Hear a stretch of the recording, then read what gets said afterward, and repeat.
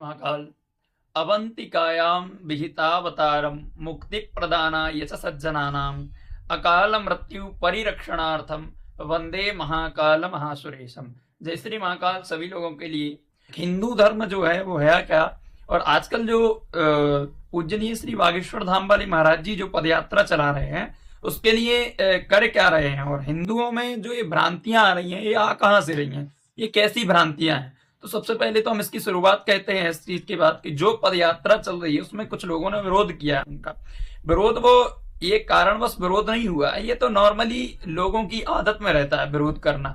जैसे कि विरोध करना, जैसे दामोदर यादव ने किया विरोध, ये कोई विरोध नहीं है, ये तो एक चीज के ऊपर कीचड़ उछालना कहते हैं जैसे। तो ये वही बात हो गई, मतलब कोई कारण ही नहीं है, सेंस ही नहीं है। आज आपको संविधान दिखने लगा, तब संविधान कहाँ गया था जब और लोगों पर भी तो ऐसी भ्रांतियों का प्रयोग किया गया था। वो तो हिंदुओं के लिए है ना, आप भी उसमें से एक हिंदू हैं। तो उन्हें हिंदुओं की जब पदयात्रा निकल रही है, या तो आप हिंदू नहीं है, अगर हिंदू हैं तो आपके लिए उस चीज से समस्या क्यों हो रही? ऐसा कोई कारण नहीं है उनका हिंदू पदयात्रा निकालने का जिससे किसी व्यक्ति के लिए या व्यक्तियों के लिए समस्या का कारण बने। तो ऐसी कोई चीज नहीं है उसमें। और मैं आपके लिए वैदिक रीति से बताऊं कि जो आप लोग विरोध करते हैं उस चीज का, तो लिखा गया है चारों वर्णों के लिए मैं बता रहा हूं। ब्राह्मणोश्य मुखमासीत बाहू राजन्य कृतः ऊरु तदस्य जद वैश्य पदभ्यागुम शूद्रो अजायतो। तो ये जो है पुरुष रूप में आया है।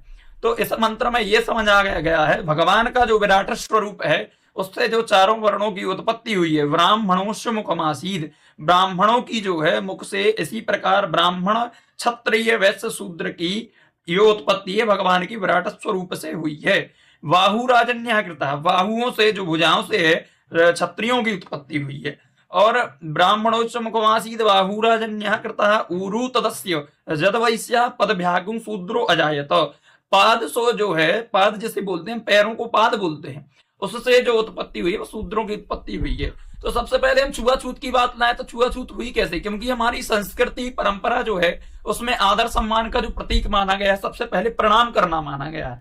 तो जब हम प्रणाम करेंगे तो सबसे पहले तो पैर ही छुए, और पैरों की जो उत्पत्ति, पैरों से जो उत्पत्ति हुई है उससे शूद्रों की उत्पत्ति हुई। तो पहले तो जब हमने पैर छुए तो शूद्रों से तो छुआछूत हो गई। तो इसमें छुआछूत का कोई भी कारण नहीं है, बस ये भ्रांतियां जो है विधर्मियों के द्वारा जो फैलाई जा रही हैं वह इस प्रकार की भ्रांतियां हैं कि आप लोग जोड़ तोड़ करके अलग हो जाएं। तो इस प्रकार की भ्रांतियों पर सभी लोग ध्यान न दें।